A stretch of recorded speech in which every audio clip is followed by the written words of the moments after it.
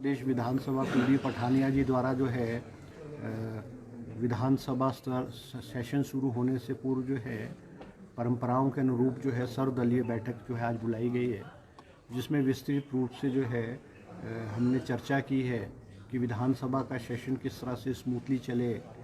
और ये क्योंकि ये परंपरा है, विधानसभा से पहले स्पीकर साहब जो सर्वदलीय मीटिंग बुलाते हैं और सभी पक्षों के लोग, चाहे सत्ता पक्ष है, चाहे विपक्ष है, चाहे निर्दलीय है, वो सभी विधायकों को ये परंपरा रही है, मीटिंग में आते हैं, पार्टिसिपेट करते हैं, अपनी बात रखते हैं। मगर दुर्भाग्यपूर्ण है कि आज भारतीय जनता पार्टी की तरफ से कोई भी जो है इनका सदस्य इस सर्वदलीय मीटिंग में नहीं आया है, जो कि ये कोई अच्छी परंपरा नहीं है। क्योंकि स्पीकर का जो ऑफिस है वो निर्दलीय है और वो पॉलिटिक्स से ऊपर उठ कर के ऑफिस है, और हम स्पीकर के माध्यम से और स्पीकर के थ्रू जो भी हमारी सदन में हम कोई चर्चा रखना चाहते हैं और बातें हैं वो यहाँ चर्चा होती है। और स्पीकर साहब का जो लक्ष्य है और हमारा सरकार की भी जो मंशा है कि वो सदन जो है बहुत स्मूथली चले। और इस बार जो मानसून सेशन रखा गया है, ये पहली बार है। मुख्यमंत्री सुखविंदर सिंह सुक्खू द्वारा जो है वो मानसून सेशन अमूमन 5-6 दिन का रखा जाता था, मगर ये पहली बार है कि ये मानसून सेशन की जो अवधि है वो 10 दिन तक रखी गई है।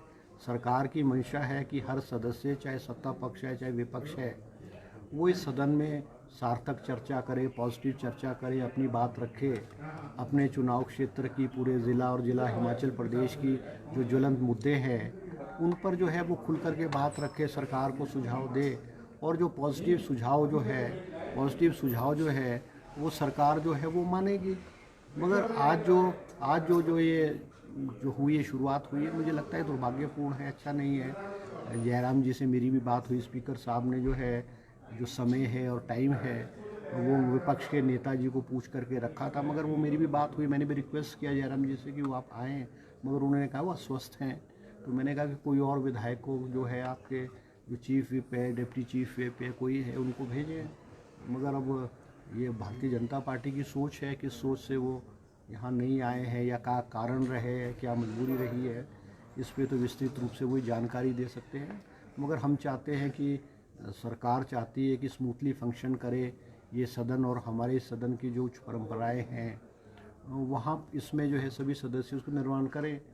अभी जो बजट सेशन हुआ है और जिस तरह से सेशन के अंदर हमारे विपक्ष के विधायकों द्वारा आचरण किया गया है, कागज़ को फेंकना, नारे मारना, स्पीकर के आसन पे जा कर के पहुंच जाना और अभद्र व्यवहार करना, स्पीकर के ऑफिस में आकर के स्पीकर को धमकाना, डराना, जिस तरह की घटनाएं बजट सेशन में हुई वो दुर्भाग्यपूर्ण है।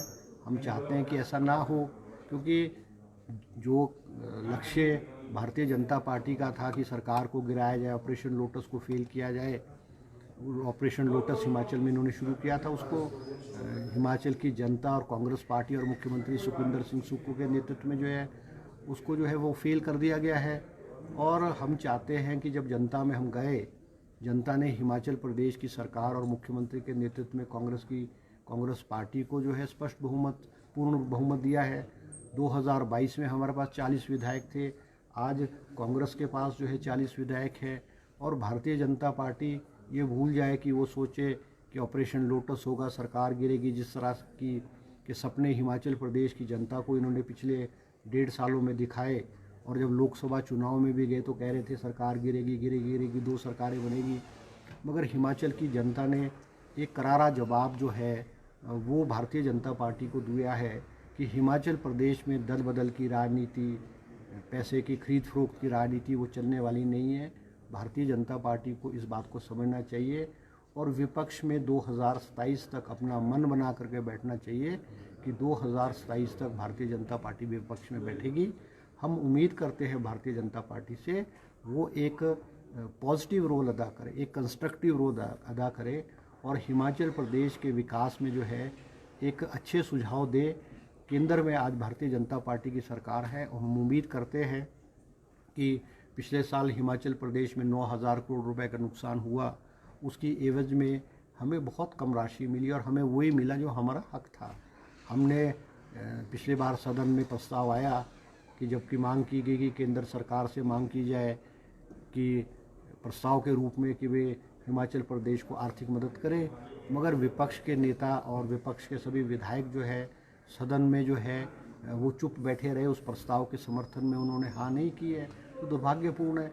राजनीति तो जब चुनाव होंगे, चुनाव से कुछ समय पहले राजनीति की जा सकती है, मगर हमेशा राजनीति करना जो है वो ठीक बात नहीं है। और हिमाचल प्रदेश के हितों की रक्षा करना, हिमाचल प्रदेश के जो मुद्दे हैं उनकी केंद्र में पैरवी करना, जहां प्रदेश सरकार की जिम्मेवारी है, वह भारतीय जनता पार्टी के नेताओं की, विशेष करके जयराम जी की भी जिम्मेवारी बनती है। और हम उनके अपेक्षा और उम्मीद करते हैं कि पॉजिटिव रोल अदा करें और ये सदन जो है स्मूथली जो है वो 10 दिन चले।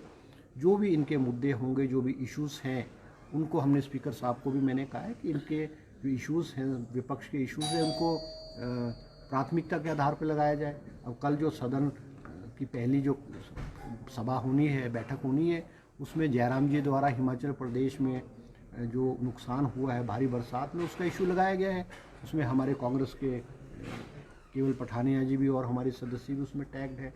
हम उम्मीद करेंगे कि सदन के अंदर सार्थक चर्चा करें, लंबी चर्चा करें, और हम उम्मीद करते हैं कि सरकार की जो कमियां हैं, त्रुटियां हैं, गलतियां हैं, सदन के अंदर और सदन के बाहर जो है सरकार को करे और उसको सुधार करेगी। इनके पॉजिटिव जो इनकी जो है इश्यूज़, हम सरकार उसको पॉजिटिवली हम उसको सुनेंगे। चौहान साहब, ये नाराजगी आज सर्वदलीय बैठक में नहीं आया, विपक्ष ये नाराजगी सत्ता पक्ष के प्रति है या फिर स्पीकर के प्रति?